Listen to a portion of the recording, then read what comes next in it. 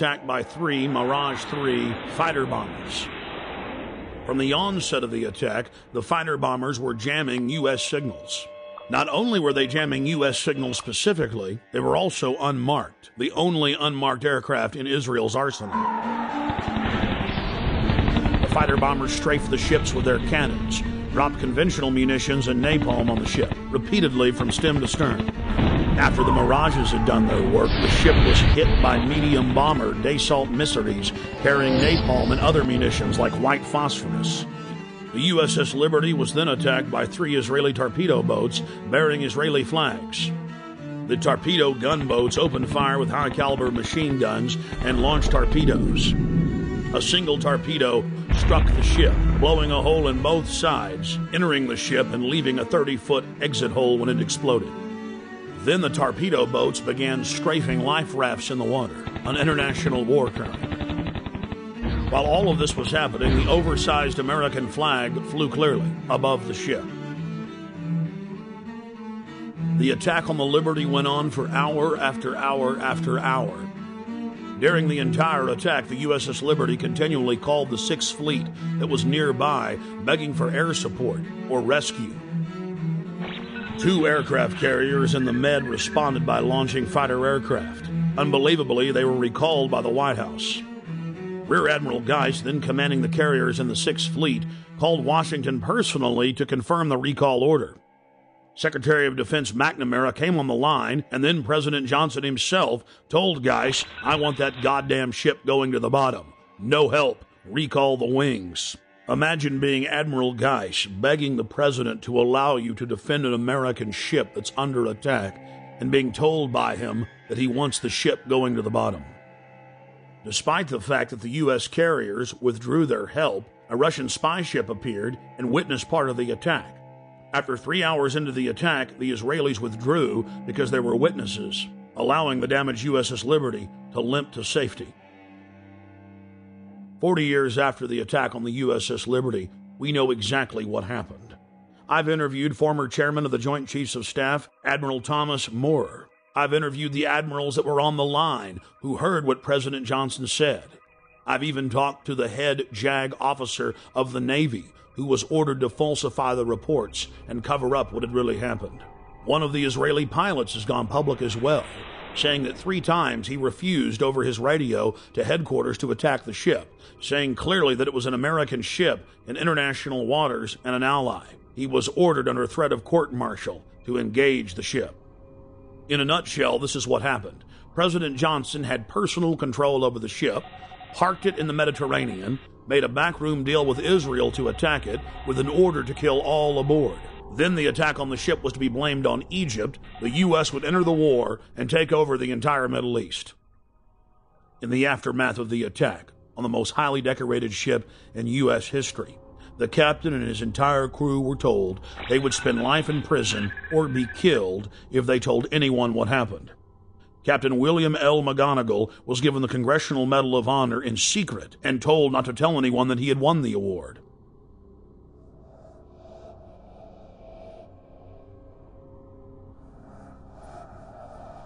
Now that we've looked at a small cross-section of historical examples of government-sponsored terrorism, let's fast forward to the horrific attacks of 7/7 in London. Prime Minister Tony Blair, leader of the Labour Party, was facing an uphill battle in parliamentary elections. National polls showed that his pro-war party was sure to lose. And then right on time, the bombings of 7/7 and 7/21 occurred. Within days of the London bombings, evidence began to emerge indicating Western intelligence agency involvement. I traveled to London from Austin, Texas, to personally investigate.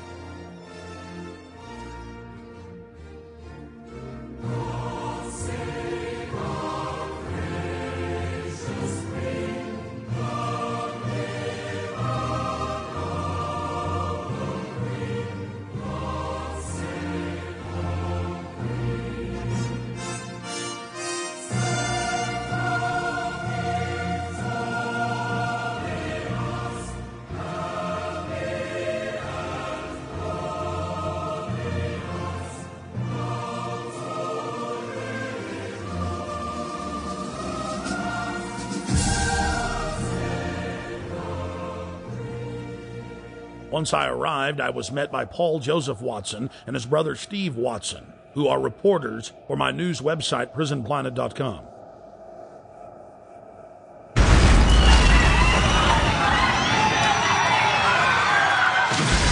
To understand the London bombings and who perpetrated them, you first need to look at 3/11/2004, the bombings in Madrid, Spain.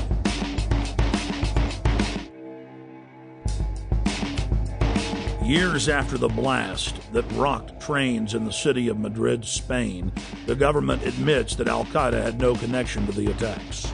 Every one of the supposed bombers had intimate links to the Spanish security services, including the head of their bomb squad. The alleged leader of the bombers, who reportedly gave dynamite to the terrorists, was connected to the Madrid bomb squad. And we see the exact same earmarks, the same MO in the London bombings that we witnessed in Madrid.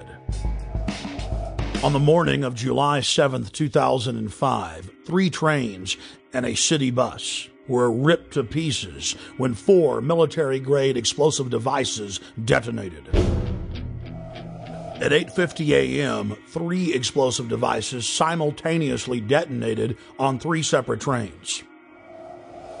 Within minutes, eyewitnesses were reporting to the press that there had been multiple terror attacks. Despite the fact that 3 train cars were burning wrecks strewn with dead and dying Londoners, Scotland Yard for over an hour and a half claimed that all of the disruptions were simply caused by a power outage in the London Underground. Power surge on the Underground, that's all we heard. The bus was about an hour after the Underground, so that's when I think everybody knew that it wasn't what it was, you know. I think it was just an excuse, power surge, whatever. Why would they say that, though, knowing it wasn't? Trying to cover up, probably, you know what I mean? So there wasn't no panic and everybody sort of like just get on with everything, you know, so... Then, mysteriously, 50 minutes into the attack, the London Police Department orders the number 30 Hackney to Marble Arch bus to leave its normal route and to park at the corner of Woburn Square and Tavistock Place. At 9:47, a 4th bomb detonates, killing 13 civilians and injuring many others. Note, out of several hundred buses in service that morning, it's the only bus that the police take special control of and direct to Tavistock Square. I've been walking up and down this road, looking at the bus stops for a number 30. The bus stops have all the numbers of the buses on them individually. There's no number 30 on any of the bus stops. That's because the number 30 bus was specifically rerouted here on that day. To simplify it, there's no bus stop here. There's no number 30 bus stop here, no. Well, that was in the news, that it was specifically diverted here. They admitted that the number 30 bus was the only bus that was directed to a different area of the city. For what reason? Nobody knows, but they admit that. So it's very strange that for no reason it would come down this road when it was bombed. Remember, while all this is happening, the police are on radio and TV telling everyone that it's just a power failure, an outage. Meanwhile, commuters on the bus were listening to other radio reports where eyewitnesses were reporting explosions. The supposed bomber on the bus with the rucksack became panicked and began looking in his rucksack in what witnesses said was a confused and frightened manner. Weeks later, police detectives investigating the case said that all 4 of the bombers on the 3 trains and the bus didn't fit the MO, the modus operandi of bombers. They'd bought 2-way tickets. They'd played games of cricket the night before. They had good jobs and happy families. One of the alleged bombers was caught by surveillance camera arguing with the ticket clerk about the price of his pass. After Scotland Yard detectives had a chance to talk to some of the eyewitnesses from the bus and the trains, they stated clearly on the record that they believed that the bombers did not know that they had explosives in their backpacks. This was only one of many huge developments in the case that only received bare mentions in the back of the newspaper. The July 29th edition of Fox News Channel's Dayside program revealed that the so-called mastermind of the 7/7 bombings, Harun Rashid Aswad, is a British intelligence asset. Former Justice Department prosecutor and FBI terror expert John Loftus exposed the fact that Aswad was being protected by MI6 and was clearly under their control. Aswad is believed to be the mastermind of all the bombings in London. On the 7/7 and 7/21, this is the guy, we think. This is the guy, and what's really embarrassing is that the entire British police are out chasing him, and one wing of the British government, MI6, or the British Secret Service, has been hiding him. And this has been a real source of contention between CIA, Hold on, John. Justice Department, and Britain. MI6 has been hiding him. Are you saying that he has been working for them? Oh, I'm not saying it. This is what the Muslim sheikh said in an interview in a British newspaper back in 2001. So he's a double agent, or what? He's a double agent. So he's working for the Brits to try to give them information about Al-Qaeda, but in reality, he's still an Al-Qaeda operative. Yeah. The CIA and the Israelis all accused MI6 of letting all these terrorists live in London. Now, we knew about this guy Aswat. Back in 1999, he came to America. The Justice Department wanted to indict him in Seattle because him and his buddy were trying to set up a terrorist training school in Oregon. The headquarters of the U.S. Justice Department ordered the Seattle prosecutors not to touch Aswat. Hello. Now, hold on. Why? And that's, well, apparently Aswat was working for British intelligence. Now, there's a split of opinion within U.S. intelligence. Some people say that the British intelligence fibbed to us. They told us that Aswat was dead, and that's why the New York group dropped the case. That's not what most of the Justice Department thinks. They think that it was just, again, covering up for this very publicly affiliated guy with Al Mujarrab. He was a British intelligence plant. Our CIA says, okay, let's arrest him, but the Brits say no again? The Brits say no. Now, at this point, 2 weeks ago, the Brits know that the CIA wants to get a hold of Haroun. So what happens? He takes off again. Goes right to London. He isn't arrested when he lands. He isn't arrested when he leaves. Even though he's on a watch list. He's on the watch list. The only reason he could get away with that was if he was working for British intelligence. He was a wanted man. And then takes off the day before the bombings, I understand it? Yeah, and goes to Pakistan. The Pakistanis arrest him. They jail him. They jail him. He's released within 24 hours. In London, we spoke with David Shaler, a former MI5 agent who was convicted of breaking the Official Secrets Act and imprisoned for 6 months. With regard to 7/7, there has been a witness report now included in a local British newspaper called the Cambridge Evening News, in which somebody who was on one of the tube trains says that he didn't see a man with a rucksack. In fact, after the explosion, what he saw was metal pointing upward from the bottom of the carriage. That would indicate, of course, that the bomb was not carried onto the tube train, but was in fact attached underneath it. Now again, nobody in the British national press is following that up. Now I hope investigators and the police are. A current member of British Parliament and a former cabinet minister in Prime Minister Tony Blair's government, Michael Meacher, was sacked in 2003 for raising important questions on the eve of the Iraq War. Atrocity of London bombings where 56 people were killed. That was on the 7th of July, 7/7 we call it. It's a very convenient way of ensuring there is fear, of ensuring that there is control, and of ensuring that those who are in the know, and of course we cannot tell you because it is all secret, are in a position of extreme power. As part of our inquiry into the London bombing, we wanted to investigate the suspicious death of Jean-Charles de Mendes.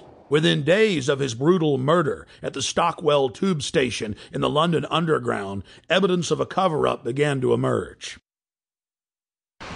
What did you witness with the unfortunate Brazilian man that died? All we saw was the police running into the station with guns. That's all we saw.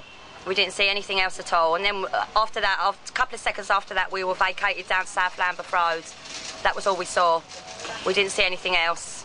I mean, are you sad for him and his family that he's dead? Oh, yeah, but at the end of the day, he should have stopped and surrendered, shouldn't he? If it had happened in his own country, he would have been shot down as well. So, with all that's gone on, the police were only doing what they thought was best, as far as I'm concerned. Why do you think he ran? Well, because his visa had run out, obviously, but he's not going to have armed police running after him just because his visa's run out, has he? So, the police were protecting, you know, the people travelling on the tube, so I don't see any wrong in what the police have done at all. I understand your view on that. Why do you think they shot him 8 times in the head? Oh, I don't know. It's a lot of times to shoot him. It is a lot of times to shoot him. How many times did you hear they shot him? 5 at first.